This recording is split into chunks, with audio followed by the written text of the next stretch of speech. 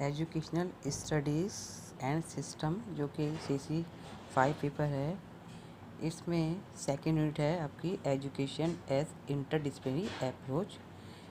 इस यूनिट से रिलेटेड मैं कुछ आपको वीडियो के माध्यम से कुछ कंटेंट को समझाने का प्रयास करूँगी, क्योंकि ये जो पेपर है एजुकेशनल स्टडीज़ एंड सिस्टम, ये आपके सिलेबस में नया है। तो आपको वीडियो को ध्यान से सुनिए और समझने का प्रयास कीजिए। इसका सबसे पहले हम जो है ये जान लेते हैं कि जो है शिक्षा के बारे में विभिन्न विद्वानों ने क्या कहा। जो शिक्षा प्राचीन समय से ही उसका जो है हमारे जीवन में बहुत ज़्यादा महत्व है। शिक्षा को भारतीय दर्शन में विद्या भी कहते हैं कि विद्या विनियम ददाति। ये कहा गया है कि जिसने विद्या प्राप्त कर ली, विद्या मतलब जिसने ज्ञान प्राप्त कर लिया, उसके अंदर विनय आ जाती है। जो अशिक्षित व्यक्ति है, जो अशिक्षित होगा, उसे अज्ञानी व्यक्ति भी माना गया है।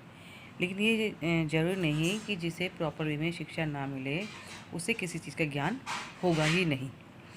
आपके कबीरदास हुए, सूरदास हुए, तुलसीदास हुए, इन्होंने कभी कोई शिक्षा ग्रहण नहीं की थी, लेकिन फिर भी ये बहुत ज़्यादा ज्ञानी व्यक्ति थे। जो ऐसे बहुत ही रेयर केस होते हैं कि जो व्यक्ति अशिक्षित होते हुए भी बहुत ज़्यादा ज्ञानी हो, क्योंकि वो व्यक्ति अपने जीवन के अनुभव से बहुत कुछ सीख लेते हैं। अब जो हमारे भारतीय विचारक हैं, उन्होंने जो अशिक्षा है या जो व्यक्ति इलिटरेट होता है या जिसे नॉलेज नहीं होती, किसी सही गलत के बारे में जानकारी नहीं होती, उसको सबसे बड़ा शत्रु बताया है। अब जैसे कि अब देखो, आचार्य कौटिल्य ने कहा कि अज्ञान के समान मानव का दूसरा शत्रु नहीं है।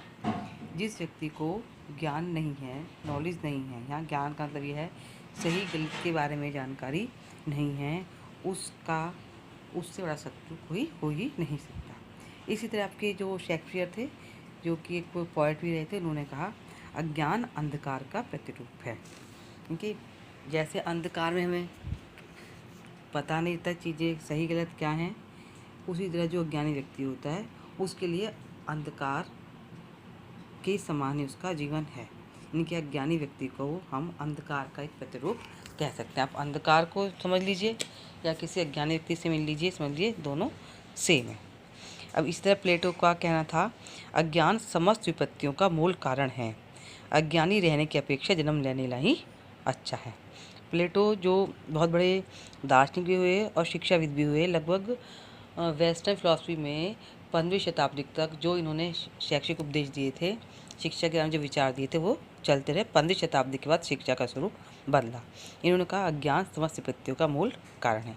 जिस व्यक्ति को सही की जानकारी नहीं होगी तो उसके जीवन में जो भी विपत्ति आएंगी उसका मेन जो रीज़न है वो है उसकी अज्ञानता। अब इन्होंने कितनी बड़ी बात कही, अज्ञानी रहने की अपेक्षा जन्म न लेना ही है। इनके अज्ञानी व्यक्ति को हम यूँ कहें कि पशु के समान है, पशु को भी कुछ पता नहीं होता और अज्ञानी व्यक्ति को पता नहीं होता, तो बेटर है कि जो व्यक्ति ज्ञान प्राप्त न कर पाए तो उसका जन्म लेना ही बेकार है।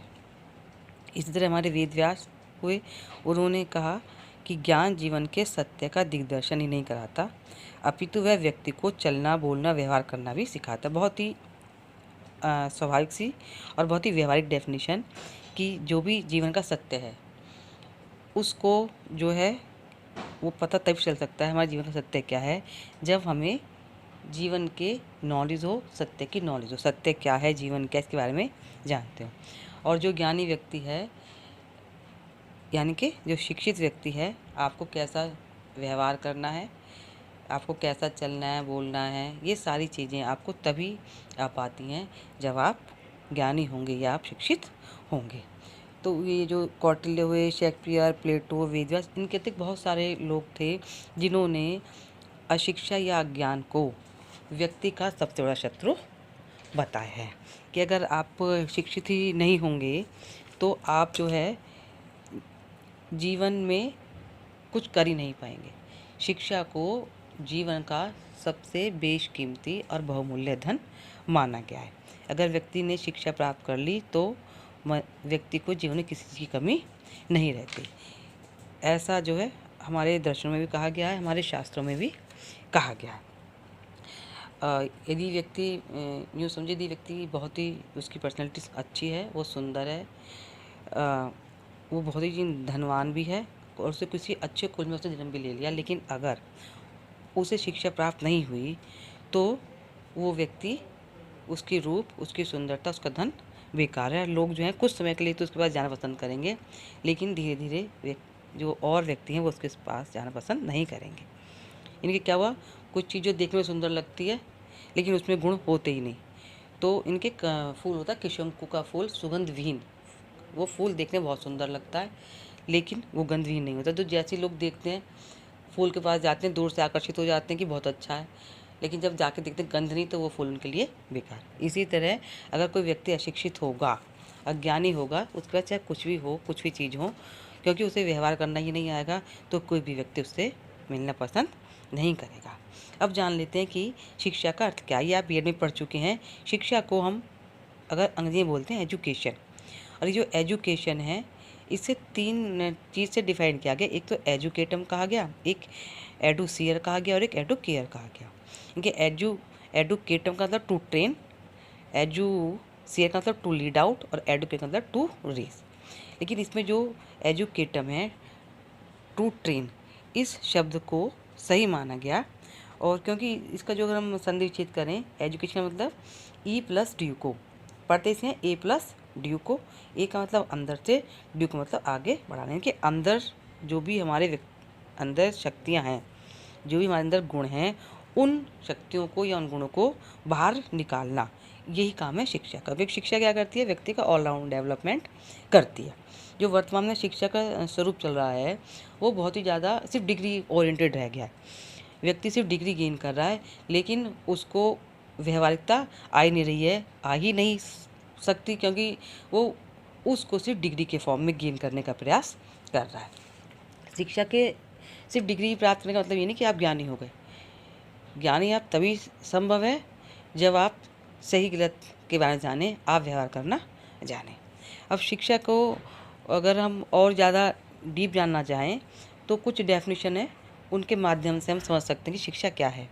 तो पहले देख लेते हैं कि जो हमारे इंडियन थिंकर्स थे, भारतीय चिंतक थे, उन्होंने शिक्षा के बारे में क्या कहा। शंकराचार्य जी, आदि शंकराचार्य जी, जिन्होंने 4 मठों की स्थापना की थी, इन्होंने कहा था सा विद्या या विमुक्ति,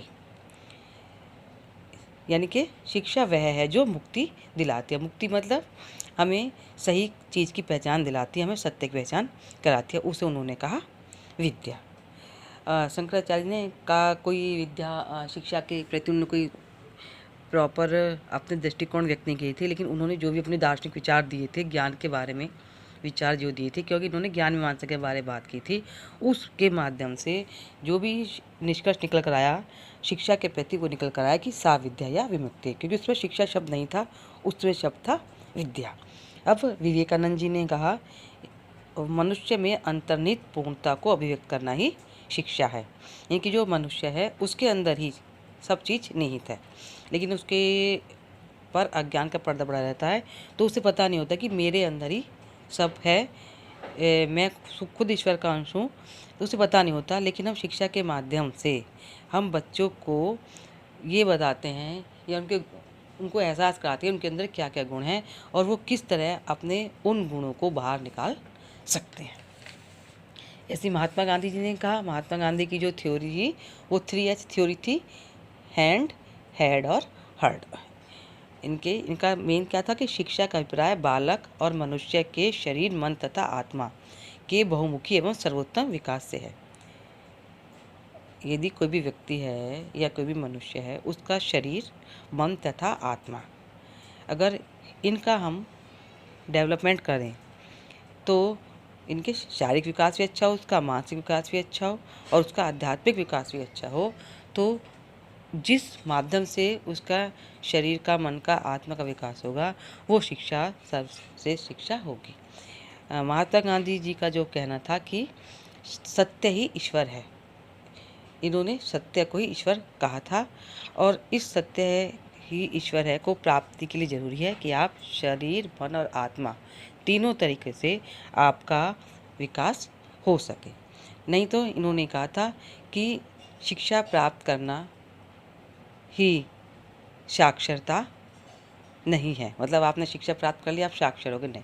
लेकिन जब तक आप शरीर मन आत्मा से अपने को शुद्ध नहीं कर पाओगे और जब तक आपके चरित्र का विकास पूरी तरह नहीं होगा, तब तक आप कभी भी सही तरीके से ग्रो नहीं कर पाओगे। तो शिक्षा है कि आपका जो है एक सही दिशा दिखा सके आपको, वही सही मायने में शिक्षा है। जैसे हिंदुस्तान में कि इतनी परसेंट लिटरेसी हो गई, 74 पॉइंट समथिंग परसेंट लिटरेसी है, तो इसका मतलब नहीं कि सभी ज्ञानी हो गए। खाली क्या है कि आपने शिक्षा प्राप्त करी, सिर्फ आपने डिग्री प्राप्त करने के लिए जो चीज़ लिख दिया गया उसको एज इट इज़ पढ़ लिया, उसको समझने का प्रयास नहीं किया। इसी तरह टैगोर जी ने कहा, सर्वोत्तम शिक्षा वह है जो हमें सोचना ही नहीं देती, अपितु हमारे जीवन और संपूर्ण सृष्टि में समरसता पैदा करती है। शिक्षा में क्या है, जो भी आपको मिलता है वो आपका एक इन्फॉर्मेशन मिल जाती है चीज़ों के बारे में, किसने क्या कहा, इसके बारे में किसके माध्यम से पढ़ा जाए, सिर्फ एक सूचना है। तो शिक्षा वो नहीं, टैगोर जी कहते कि जो आपको सूचनाएं दे। शिक्षा वो हो जो आपकी लाइफ में और जो संपूर्ण सृष्टि, आपके जीवन के अतिरिक्त जो भी संपूर्ण ब्रह्मांड है, संपूर्ण संसार है जहाँ पर जीवन है, उसमें एक समरसता पैदा कर। इसलिए इन्होंने वसुधैव कुटुंबकम का कॉन्सेप्ट दिया था। भारतीय बहुत सारे दार्शनिक हुए जिन्होंने शिक्षा के बारे में अपने विचार कहे। ये कुछ महत्वपूर्ण डेफिनेशन बता दी हैं मैंने आपको कि इनके माध्यम से निष्कर्ष निकल कर आ रहा है कि शिक्षा वह है जो कि हमें सही दिशा दिखाती है और हमें अज्ञान से ज्ञान की ओर ले जाती है।